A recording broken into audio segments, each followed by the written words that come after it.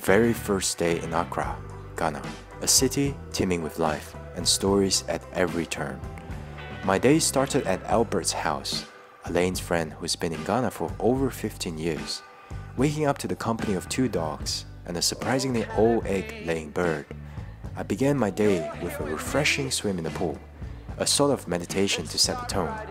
The first task, getting a local SIM card. Off to Accra Mall and into the MTN shop I went, but there was a hiccup. My passport name, all in one line, baffled the system. No manual override, no SIM card. The same story unfolded at Vodafone. After 3 hours of trying, I left a bit disheartened.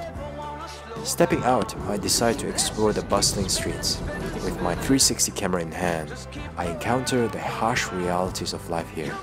A young boy, a supposed refugee from Chad or Niger, clung to me on the pedestrian bridge, persistently asking for money. Despite my refusal, his determination was heart-wrenching. In the district of Osu, on Oxford Street, my unusual camera setup drew curious glances. Here, I met a friendly man who, after a car accident, had fallen on hard times. He didn't ask for money, just food.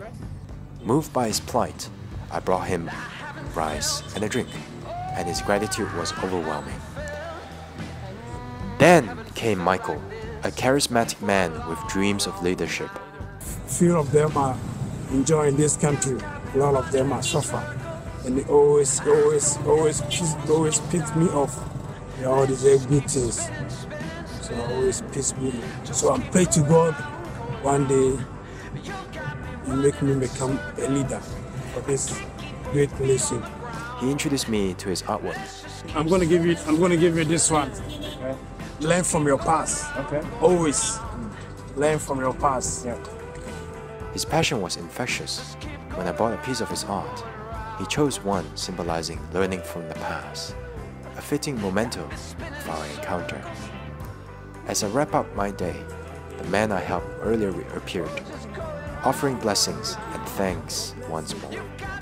It was a moment of genuine connection, a reminder of the simple power of kindness. I ventured towards the end of the road, where a giant tree stood like a sentinel over the city, surrounded by a group of men enjoying their day. Feeling the day's heat, I stopped at a little hut for my first cold drink. It was there, with a Coke in hand, that I decided to launch Miss Mavic for her maiden flight over Accra. But fate had other plans. Just as Miss Mavic soared into the sky, disaster struck. A crash!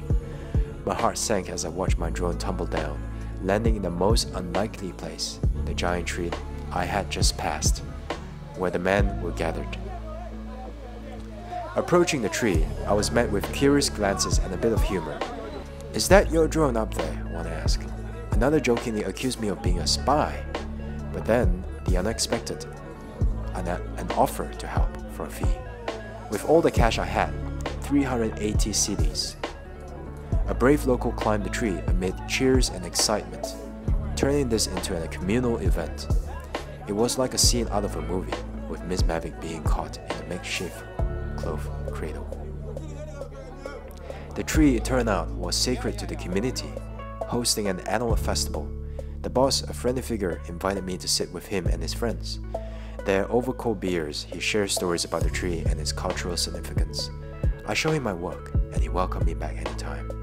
It was a chance encounter, a moment of community bonding, and a lesson in the unexpected turns life can take. As I left, I couldn't help but ponder the strange twist of fate. Of all trees in Accra, Miss Mavic had chosen their sacred one. A day that began with challenges, ended with new friendships and stories to tell. Accra, you are full of surprise. Thanks for joining me on this journey.